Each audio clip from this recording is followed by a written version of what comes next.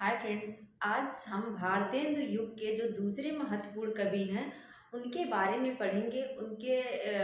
उनका जन्म कब हुआ, उनकी रचनाएं कौन सी है, या फिर उनसे जो भी महत्वपूर्ण तथ्य हैं आज हम उनको डिटेल में पढ़ेंगे। इसके पहले हमने भारतेंदु को पढ़ लिया है।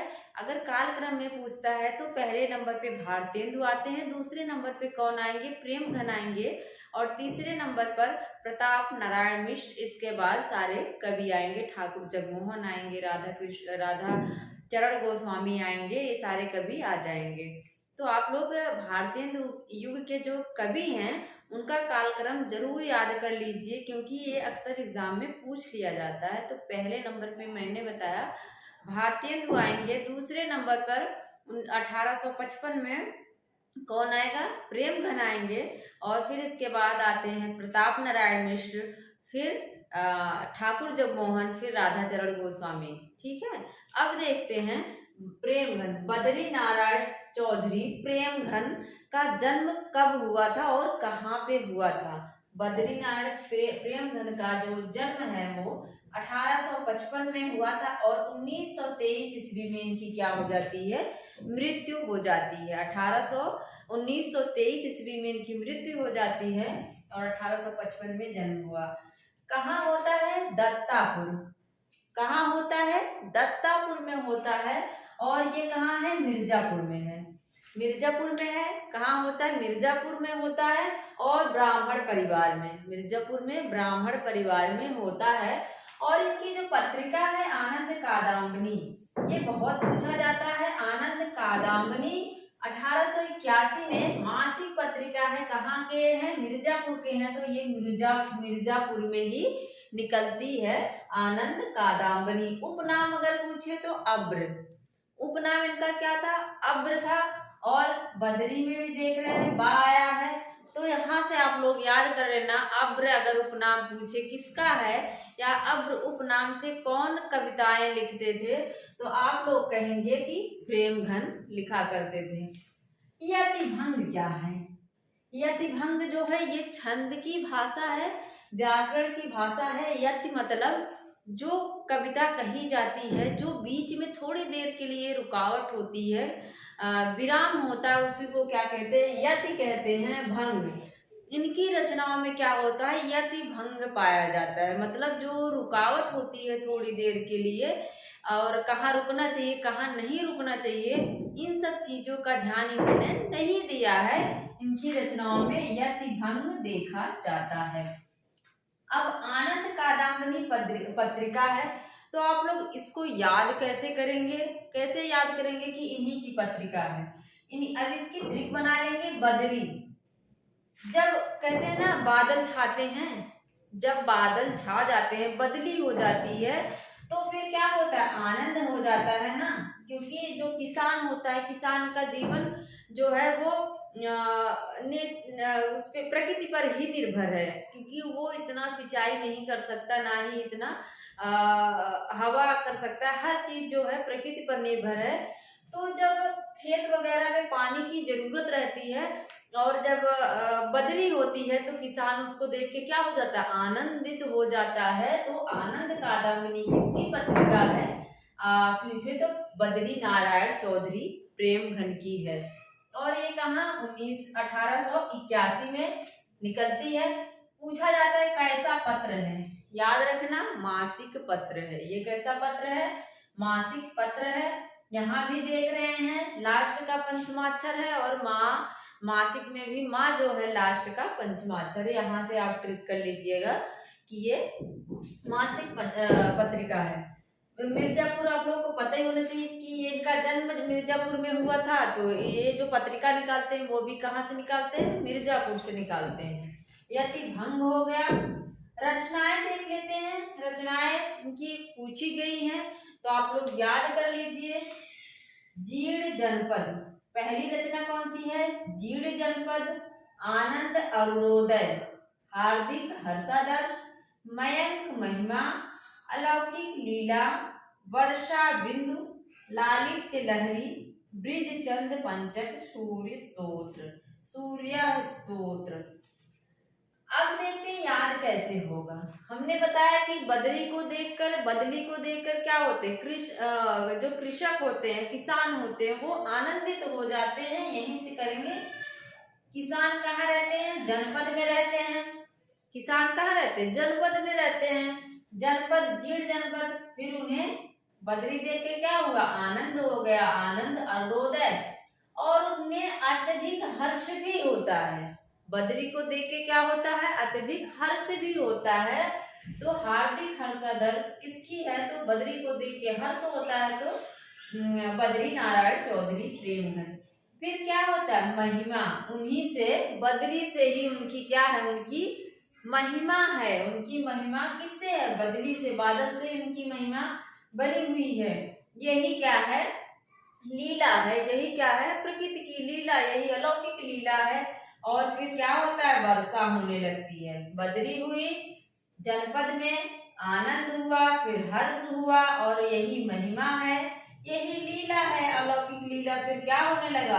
बिंदु, वर्षा बिंदु होने लगा। याद रखना, अगर वर्षा विनोद पूछता है तो विनोद हमने बताया था भारतेंदु की है, लेकिन वर्षा बिंदु पूछे तो बद्री नारायण चौधरी प्रेमगन की है। आनंद होने लगा। फिर क्या होता है? जब वर्षा हो गई तो लहर तो चलेगी ही ना। वर्षा हो गई तो लहर, पानी नीचे चलने लगेगा, तो लालित्य लहरी हो गया। फिर क्या करने लगेंगे? पंचक करने लगेंगे। सूर्य चंद, ब्रिज चंद पंचक करने लगेंगे। फिर क्या? सूर्य स्तोत्र। फिर जाके सूर्य का उदय हो जाएगा। फिर क्या होगा? सूर्य का उदय हो जाएगा। याद रख लेना।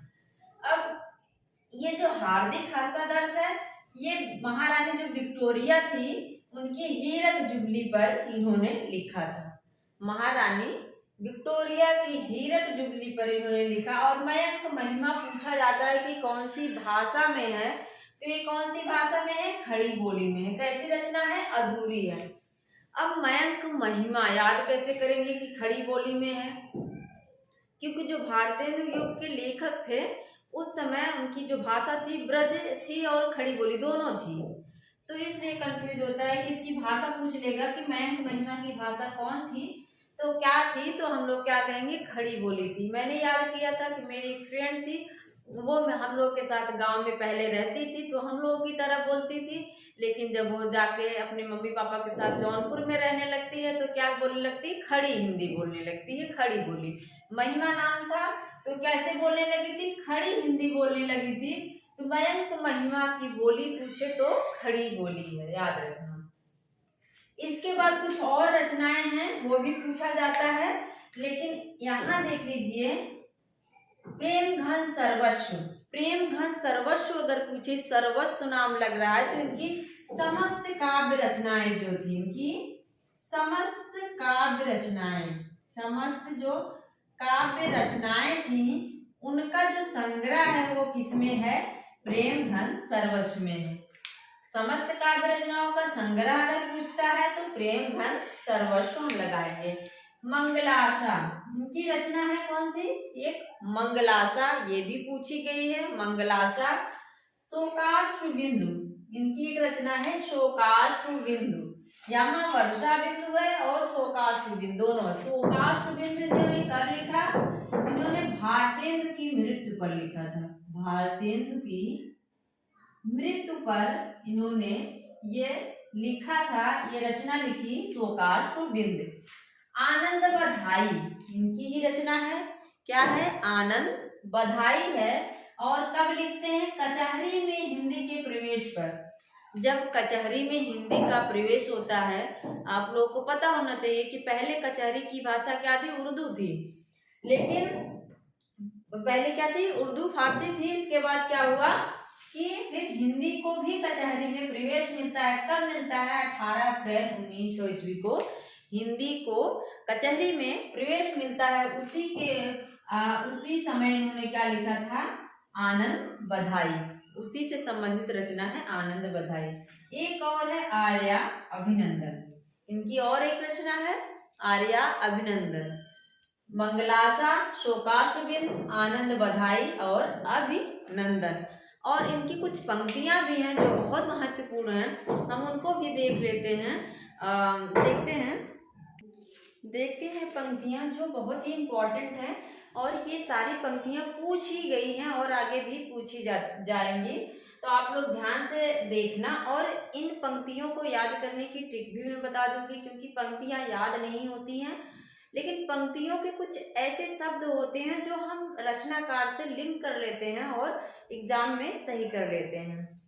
अगर एग्जाम में पूछे कि सर्वाधिक राजनीति पर किसने लिखा, सर्वाधिक राजनीति पर रचनाएं किसने की भारतेंदु युग में, तो इन्होंने ही की थी, प्रेमघन ने सर्वाधिक रचनाएं राजनीति पर किए।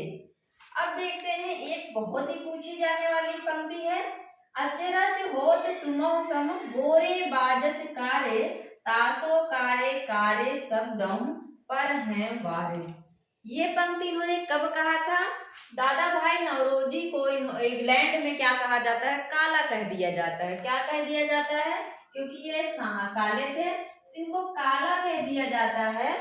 जिनके प्रतिस्वरूप इन्होंने क्या किया? क्षोभपूर्ण कविताएं लिखे। यही कहा कि अचरज होत तुमौ सम गोरे बाजत कारे, तासो कारे कारे शब्दों पर हैं वारे। अचरज हो रहा है, मुझे देख के अचरज हो रहा है कि गोरे, और तुम गोरे हो तो क्या कर रहे हो? हमारे पर उपलम्ब कर रहे हो, व्यंग कर रहे हो। गोरे और काले क्या हैं? सब आपस में भिड़ रहे हैं, लड़ रहे हैं। तासो कारे कारे शब्दों, तुम पर ये काले काले शब्द भी न्यौछावर करता हूँ। और इन्होंने इसके आगे भी कहा था, मैं बता दे रही हूँ, सुना दे रही हूँ। काले कृष्ण राम जलधर, काले कृष्ण भी हैं, काले राम भी थे। जलधर, जल को धारण करने वाला बादल भी क्या है? काला होता है। जल बरसन मारे, और उसी से क्या होती है? जल की वर्षा होती है। कारे लागत ताही सो कारण को प्यारे, काले ही क्या हैं? हमें प्यारे लगते हैं। इस तरह से नहीं कहना चाहिए। इसके बाद इनकी पंक्ति दूसरी है, निर्धन दिन दिन होत हैं भारत भूषभ भांति। अब यहाँ हम सोचेंगे कि कैसे याद रखेंगे कि इनकी लाइन है, कारे कारे देख रहे हैं हम, बहुत सारे शब्द आए हैं, और जो बदली जब होती है तो वो भी क्या रहती है? काली रहती है ना। जब बादल छाते हैं आसमान में तो क्या होता है? वो भी काली रहती है। तो कारे कारे शब्द अगर आ जाए लाइन में, नहीं याद है कि दादा भाई नौरोजी को काला कहने के बाद इन्होंने ये पंक्ति कही थी, तो आप लोग काले समझ लेना। बदली कैसी होती है? काली होती है। कारे कारे शब्द किसके लिए हैं? बद्रीनाथ चौधरी ने लिखा है, उन्हीं की पंक्तियां हैं। अब है निर्धन दिन दिन होत हैं भारत भू संभाति। निर्धन दिन दिन होते हैं भारत सम भू भाति। अब इसको कैसे याद रखेंगे? हमने बद्री नारायण को सिर्फ बद्री ही याद करवाया। बदली अगर नहीं होगी, बारिश नहीं होगी, बदली नहीं होगी, तो दिन दिन क्या होगा? क्या होगा? हम जो है निर्धन हो जाएंगे। बदली नहीं होगी, बारिश नहीं होगी, अन्न नहीं होगा, हम क्या हो जाएंगे? निर्धन हो जाएंगे, हमारे पास धन नहीं रहेगा। इसके बाद ये है मोस्ट इम्पोर्टेंट लाइन, बगियान बसंत बसेरो कियो बसिए तिह त्याग तपाइए ना, चित चैत की चांदनी चाह भरी चर्चा चलबे की चलाइए ना। ये एक समस्या पूर्ति है। मैंने बताया भी है कि भारतेंदु युग की सबसे बड़ी विशेषता जो क्या है, वो समस्या पूर्ति है। उनको एक लाइन दे दी जाती है, चर्चा चलबे की चलाइए ना, तो इसके आगे वाली लाइन को लिख कर इन्होंने पूरा किया। तो चित चैत की चांदनी चाह भरी चर्चा चलबे की चलाइए ना, मैंने ये भी बताया था, जिससे प्रेम होता है उसे क्या कहते हैं? चर्चा चलबे की, जाने की चर्चा मत चलाइए। जिससे प्रेम है अर्थात प्रेम घन, जिससे प्रेम है उसको हम जाने से मना करते हैं। अब है धन्य भूमि भारत सब रत्नन की उपजावन। धन्य भूमि भारत सब रत्नन की उपजावन किसकी लाइन है? मैंने बताया बद्री नारायण से बद्री। अगर बदली नहीं होगी तो रत्न, जो अन्न रूपी रत्न होता है वो कैसे होगा? नहीं होगा, अर्थात नहीं होगा। तो भूमि से, बदली के होने से ही, बदली के होने से, प्रेम घन होने से, बारिश होने से ही क्या होता है? रत्नों की वर्षा होती है। जो अन्न है वो क्या है? होता है, जिससे सारे लोग सुखी रहते हैं, संपन्न रहते हैं। मुझे लगता है कि प्रेमगंज से इतने तथ्य पूछ लिए जाते हैं, तो आप लोग इतना सारा पढ़ लीजिए, यहीं से आ जाएगा। मेरा पूरा वीडियो देखने के लिए धन्यवाद। Thank you.